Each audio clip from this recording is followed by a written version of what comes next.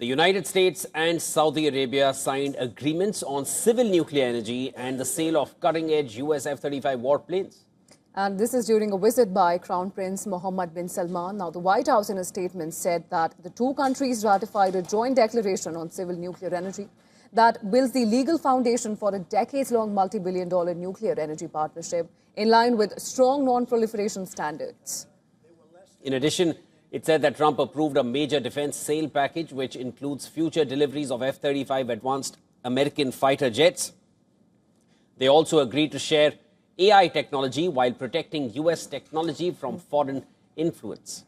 Earlier, Trump pulled out all stops to impress Prince Mohammed bin Salman, giving him a flyby featuring the coveted F-35s and thundering cannon fire. In a joint media briefing later, Trump defended Saudi Crown Prince over the 2018 killing of journalist Jamal Khashoggi. The U.S. president raged at a journalist who asked the royal in the royal office about the case. Is it appropriate, Mr. President, for your family to be doing business in Saudi Arabia while you're president? Is that a conflict of interest? And Your Royal Highness, the U.S. intelligence concluded that you orchestrated the brutal murder of a journalist. 9/11 families are furious that you are here in the Oval Office. Why should Americans trust you? Who are you with? No, who are you with? I'm with ABC News, sir. You're with who? ABC News, sir. Fake news. ABC fake news. Trump accused the journalist of embarrassing the Saudi royal on his first U.S. trip since the murder and called Khashoggi extremely controversial. He's done a phenomenal job. You're mentioning somebody that was extremely controversial. A lot of people didn't like that gentleman that you're talking about. Whether you like him or didn't like him, things happen. But he knew nothing about it, and we can leave it at that. You don't have to embarrass our guest by asking a question like that. The Saudi royal, who came bearing a pledge of a $1 trillion investment in the United States on his first U.S. visit since the killing, said Khashoggi's murder was painful and a huge mistake.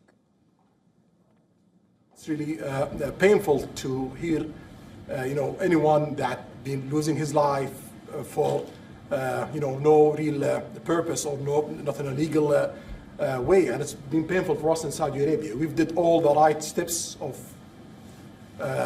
investigation, etc., in Saudi Arabia, and we've improved our system to be sure that nothing happened like that. Trump's comments were at odds with the U.S. intelligence assessment in 2021 that concluded Prince Mohammed bin Salman had ordered the operation to kill Khashoggi, who was murdered inside the Saudi consulate in Istanbul. The journalist widow said there was no justification for her husband's murder and urged the Saudi prince to meet her, apologize and compensate her. Well, the killing during Trump's first term caused a diplomatic crisis, but the U.S. president made it clear that he now wanted to paper over as he bragged his relationship with the Saudis. Now, efforts to woo the Saudi royal continued later with a gala dinner hosted by First Lady Melania Trump. Among the attendees were Portuguese soccer legend Cristiano Ronaldo, who plays in Saudi Arabia. Agreement that's going to open the door to develop the relation deeper.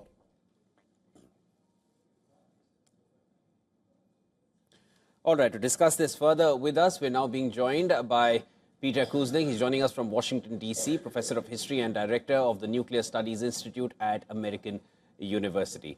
Mr. Kuznick, thanks so much. Professor Kuznick, thanks so much for joining us here on World DNA. Given your expertise on the subject, sir, let me first start with the Civil Nuclear Cooperation Agreement, which both countries seem to have achieved. It's a framework which has been laid down, which will eventually lead to the agreement, lead to the cooperation in this field. What will this entail, and what would this mean going forward for both countries? The United States will help Saudi Arabia develop nuclear energy plants inside Saudi Arabia. Some people think that that's odd, given the fact that Saudi Arabia is swimming in oil. That's all really that Saudi Arabia has. I remember years ago when Carter cut a deal, similar deal, to develop nuclear plants in Iran, to sell nuclear reactors to Iran. And there was an outcry saying, why does Iran, which has so much oil, need nuclear? The danger, of course, is the danger of proliferation. With the waste that comes from the energy cycle can be used for fashioning bombs. So Saudi Arabia has always been a country that people were concerned, especially if Iran developed nuclear weapons, that Saudi Arabia would do so immediately itself. So there's some people who are concerned about that. Others are concerned about the sale of the F-35 fighter jets to Saudi Arabia, and including among those who are concerned about the F-35 sales are the Israelis and the Pentagon. The Pentagon says it's concerned because Saudi Arabia also has close ties to China. And so the Pentagon is concerned that China will be able to learn how the United States builds the F-35s. So there's a lot of concern about these deals. But as we know, Trump is a deal maker, and Trump is also bribable. And so when the Saudis say they're going to spend $1 trillion of investments in the United States, and they're going to work with Trump's financial and business interests in the region, then that makes Trump very happy, and he's willing to cut deals that most Americans would not approve of. Professor Kuznick, since you mentioned the F-35, let me just come to it right away. The sale of F-35s to Saudi Arabia, till now West Asia, it was only Israel who had these jets.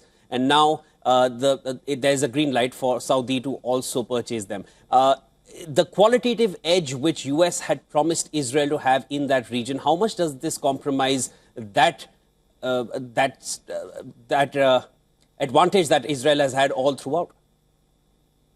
It does equal the playing field. It allows the Saudis to catch up in an important way. But remember that Israel has between 60 and 120 nuclear weapons. So Israel is the only country in the region that has nuclear weapons. So the Saudis can catch up in a limited sense, but Israel is still the dominant military force in the region. Understood. Right, and Professor Kuznick, while the sale of F-35 was a major point of contention, the other point was also that Trump was quite keen on pushing Saudi for joining the Abraham Accords. And we know that now Saudi Arabia has made it clear that it is going to be contingent on there being a two-state solution and for a Palestinian statehood to exist in whatever near future. How do you think is that going to play out? Because these binaries are definitely going to complicate the deal going forward. How do you see that panning out? Well, Netanyahu has made clear that they will accept the Palestinian state over his dead body. In that case, I would advise Netanyahu to not visit a Saudi consulate in Turkey, or else maybe they'll saw him up. Israel is not allowing a Palestinian state. That's why the whole deal is so fragile, because there's no path forward for a Palestinian state. Because of the pressure from the Arab street in Saudi Arabia and across the Gulf states, so much pressure on their governments not to make a deal with Israel unless Israel accepts the Palestinian state. That's not happening. So the Abraham Accords, so far as Saudi Arabia is involved, is not going anywhere. Professor Kuznick, your articulation and your advice for Netanyahu definitely is something which will stay with me. But I just wanted to take it one more step further regarding the Palestinian statehood, as that remains a red line for Israel. Just to take it back, in 2023, there was that normalization of ties between Saudi and Israel, which was on the brink, and then 7th of October happened. And Times of Israel had even put out a report saying that they found reports from Yahya Sinwar saying that they have to do something to derail this. Do you think there would be a convergence between Saudi and Israel, and would that lead to any kind of other hostilities re-emerging? Well, they were, as you suggest, moving in that direction a couple of years ago. But now, after what Israel has done in Gaza, whether you consider it genocide or just a massacre there's no way that any of the Gulf states can really develop closer ties with Israel at this point. So that's off for a while. But what's not off are Trump's business deals. That's very controversial in the United States. And the way Trump dealt with the fact that he's meeting with Khashoggi, with MBS, who American intelligence said ordered the killing of Khashoggi. And so Exactly. when asked about it by an ABC reporter, Trump attacked the reporter. Trump said things happen.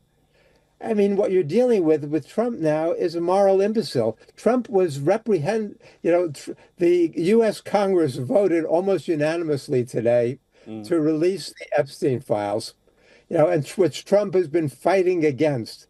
So, Trump is supporting pedophiles. He's supporting murderers. He's supporting a country that has a horrible human rights record. I hear your point. What we're seeing now is Trump's, whatever support he had is rapidly diminishing at this point. I hear So your point. I know.